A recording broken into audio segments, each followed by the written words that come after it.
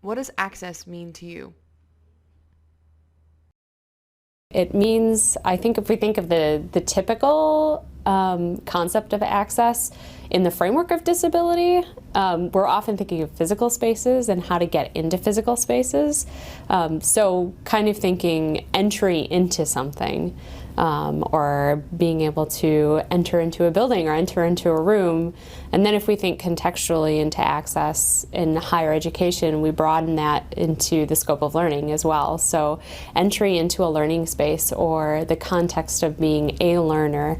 Am I able to enter into all of the learning objectives of my course, or am I able to fully participate in that? And then I think in disability we often think of equal access, which is kind of the higher level of access. So what would it mean to have equal access to the learning environment if I were a student with a disability?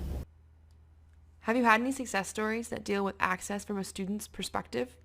I think we have a lot of success stories on a daily basis, and accommodations I think are the first entry into access for students. So a student may have access to taking their exams with extended time. And that would give the student access to demonstrating their knowledge on an assessment. So if a student may have a processing challenge, or they may have a medication that impacts their memory, and so the extended time on the exam would allow for access to demonstrating what they know, because their processing happens at a slower rate. So I think accommodations are a first step for access to the learning environment. And then in terms of other ways of access, faculty members work with students in a variety of ways.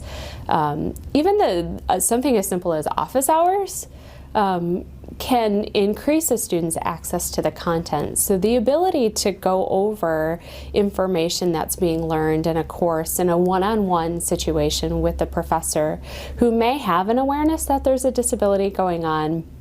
And we often talk about disabilities that impact learning, and I work with students with learning disabilities, but a lot of different conditions impact the learning process. So we may have students with mental health conditions, chronic health conditions, students on the autism spectrum, students with ADHD, and they may have impacts from their condition or disability that impact their learning. So again, that may be processing. It may impact the ability to focus and concentrate. And so meeting one-on-one in the learning environment, or during office hours, or during a help room, can offer that student a chance to reassess what they know, practice what they know about the learning, and then get feedback from somebody who understands the content as well. So very simple ways to increase access with learning, and very easily done by a faculty member. So.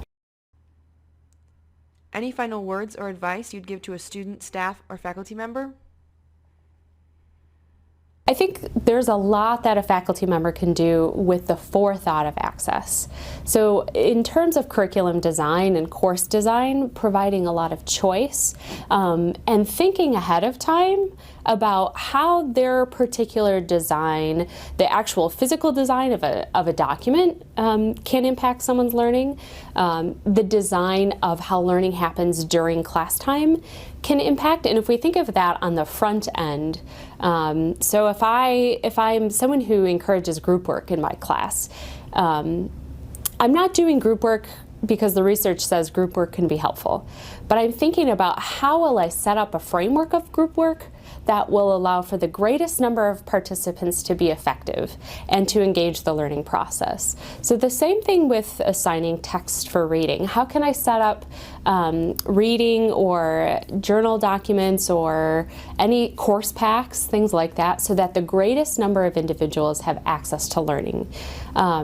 And then I think the idea of choice as well works for faculty members and for students. So if students are able to meet the objectives of the course, and there are a variety of ways to meet the objectives, they can at times select the way that makes the most sense for them.